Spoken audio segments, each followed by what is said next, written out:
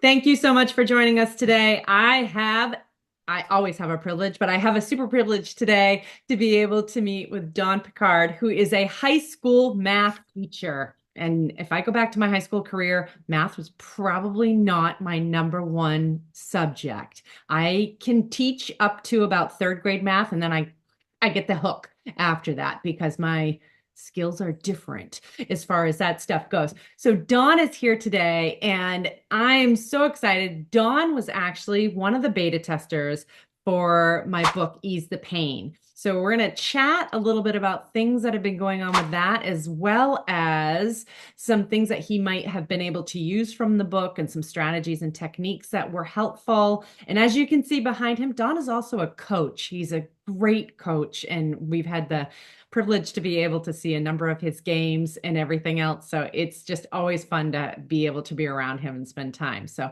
Don, thank you for being here today. I really Oh, appreciate thanks for having me. I was excited when you presented the opportunity to read your book, and yeah, I think it's super helpful, and it was good summer reading for me. Get my mind it. back thinking about things in the upcoming school year. So yeah, it's good to be here. Sometimes people don't always like that kind of summer reading in the summer, For those of us educators, we like to be able to disconnect a little bit. Yeah, I had my four or five novels I read, and then it was Sure. time to get back in school mode.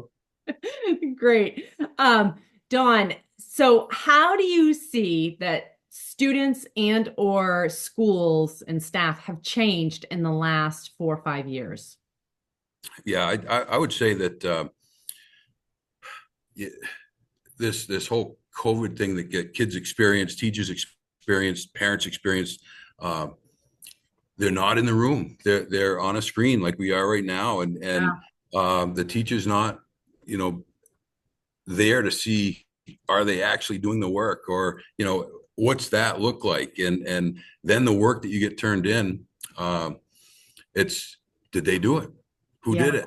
And it's like, oh, we got a list of answers here. They found a site that just they can put in the thing and pop out the answer. So it's Oh, and those sites are super helpful. But is it the kid doing the work? So I think that's part of it.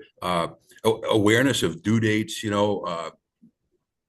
That piece is kids used to be, okay, this is due, I got to get it done, and now it's you know I'll have an assignment, and 2 or 3 days later stuff's just trickling in, and I try to take the anxiety out for the kids. I used to go around, collect the papers, or occasionally now I'll still check just to see if they did it. I leave a bin in the back of the room. They can turn it in when it's done.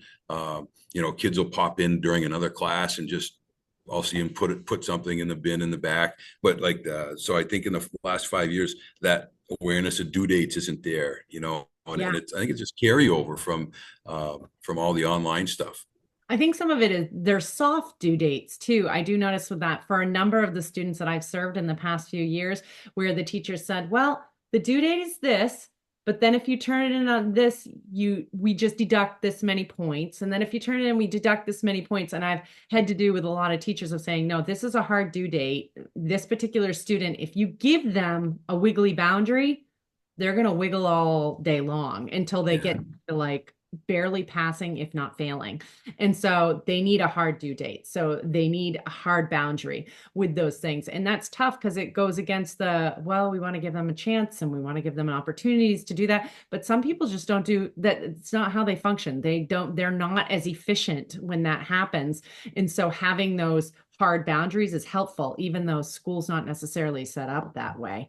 Um, I mean, we Yeah, want and I would say for me, I'm kind of one of those that homework. It's a 4 point system. If yeah. it's on time and completed, they could get them all wrong. It's a You four out are of four. good with You homework. know, Like you but give homework, these kids got to practice. I mean, I yeah. some of So, the but if they homework we don't if they did, don't get it done, they late. Yeah, that's 3 out of 4. So yeah, we understand they're busy and all that stuff too. I would say one other thing, they kids, in course, the coaching piece, I had a couple of kids not play last year. They identified mental health as the reason.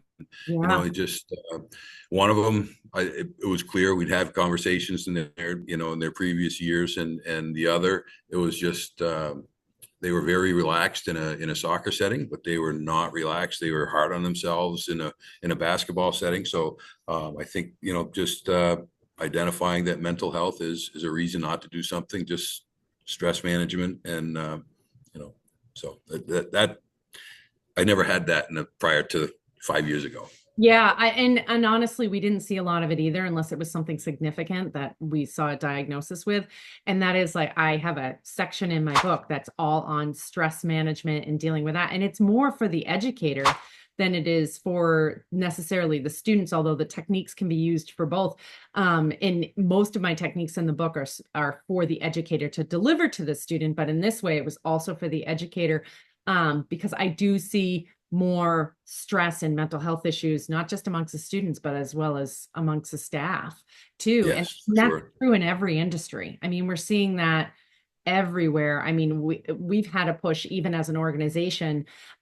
We said, this year I'm like, I want, and I want my staff to feel mentally, physically, emotionally stronger than they've ever felt. Like that's my goal for this year, is to make sure that people feel like I am here, I am present, and I can do this.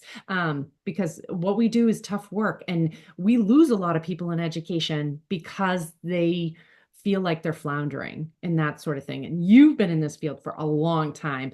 So, but for new people coming into this field, it's really overwhelming. And then you add into it students that are refusing, that don't want to be there, that are, are acting as if they're rude, and sometimes they are being rude. It makes it extremely overwhelming and not super attractive for people to get into the education field. Yeah, and the mentoring piece for young teachers is really important. So, Really important. so you did mention a book and strategies to reduce stress and so on, and you have some top 10 lists in there, and it's great. Just as an educator, okay, I'm going to go to those. I'm going to look at the list and okay, do I kind of do some of these and so on? And it's like, yeah, and then little things, placing items on the floor, that bending over, standing activities. So one of the things that I've done differently in the last few years, a lot more movement. Ah, So whether it's station work, they get up and go station to station.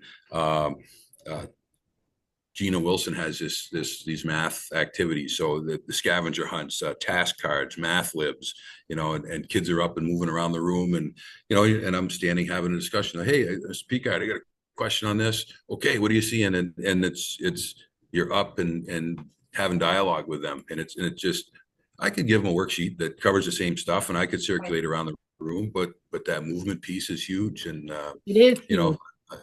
I've got a lot of freshmen this year. I've had a lot of freshman classes in recent years. So there are a lot of active little boys that need to Yeah. be up and moving, and it's super helpful.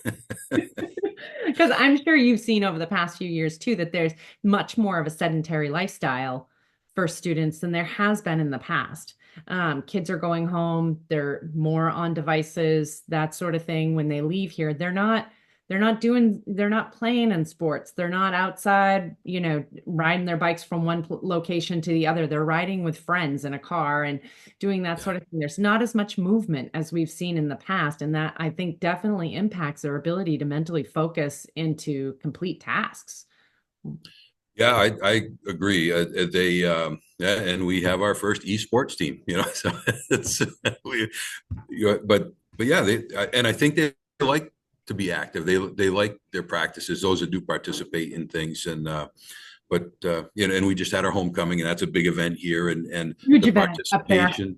Yeah, so the participation was fantastic with most of the classes. So kids are there and they're doing all the stuff that they should be doing. They're working together. They're agreeing, disagreeing, figuring stuff out, and all the stuff.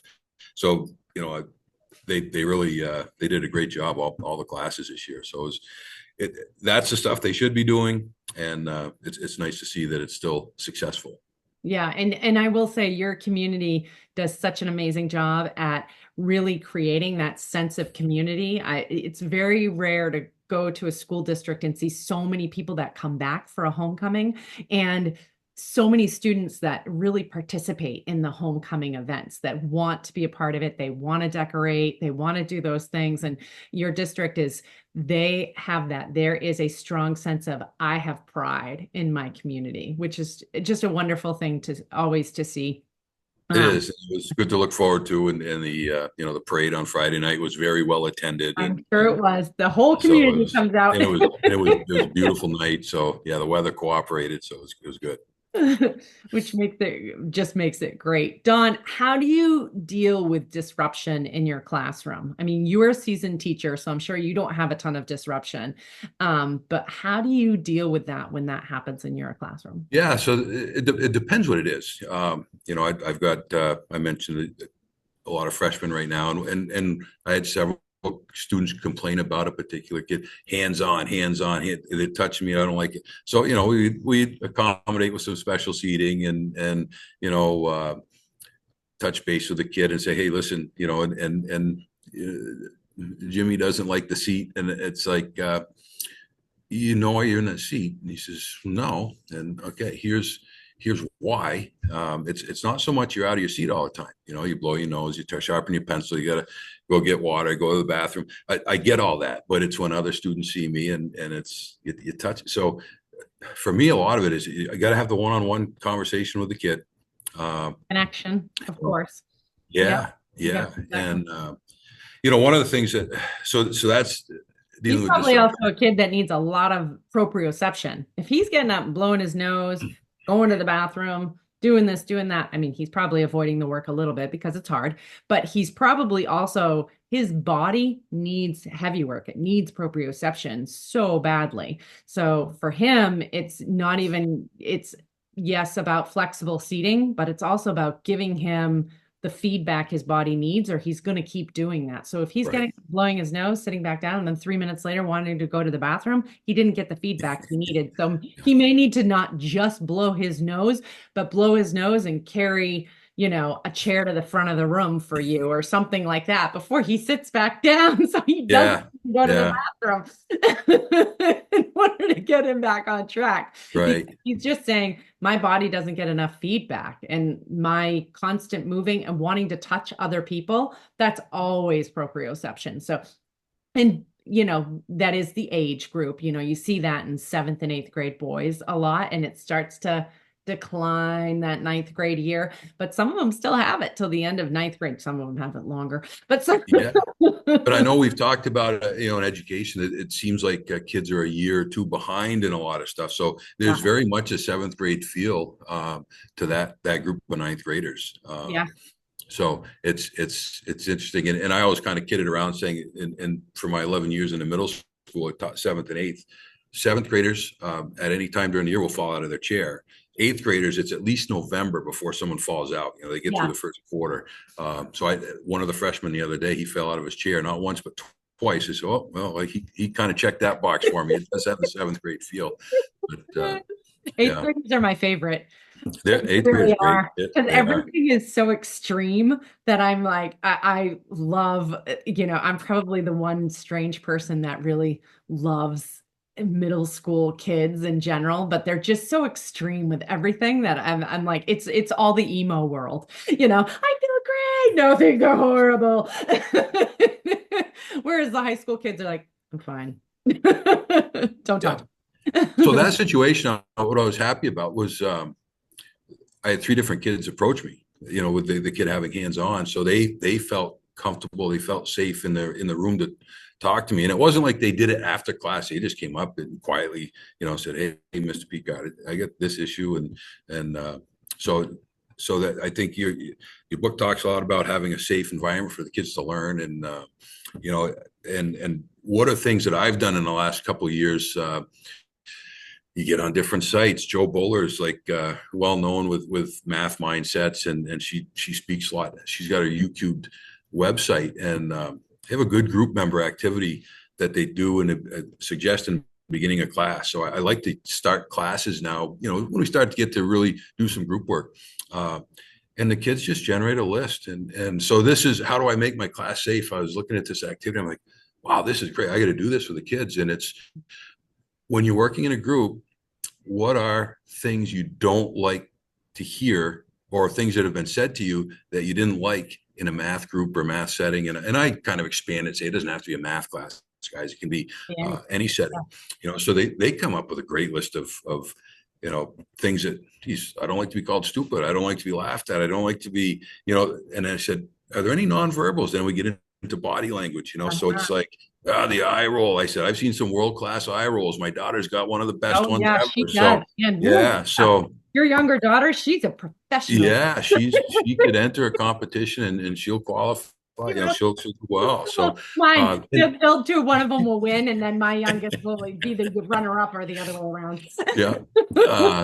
So, and then you follow that up with, what are things you like to hear? So, then they generate that positive list. And, we like to post those in the classroom, put them on Google Classroom. So, if kids are, hey, look what we did in class today, and I found, like, last year was one of my real low level classes.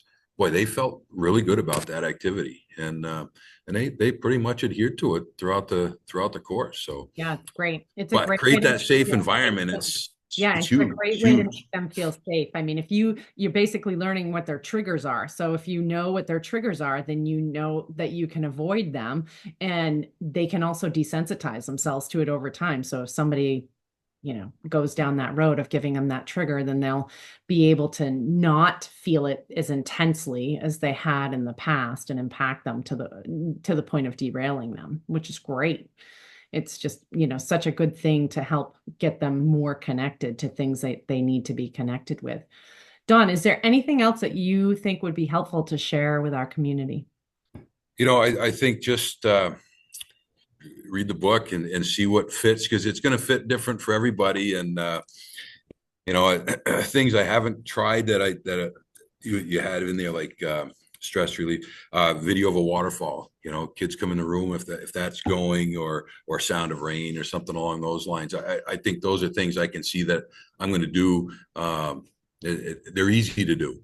There. Those are easy things. So I think it's just, as I look at it, it's a resource, your book, and we know these kids come in with anxiety and stress and all this stuff. Everyone's got their stuff, no matter what it is, and making them feel safe, and there's stress relief and self-care, all the stuff's there in the book. It's good. It's just resources. And for me to use it, it's like, okay, here's this top 10 list. Oh, let's look at those. I just think it's a great resource for teachers. Awesome. Thank you. I so appreciate that. So thank you, Dawn, so much for being here today. And we hope that you can join us soon.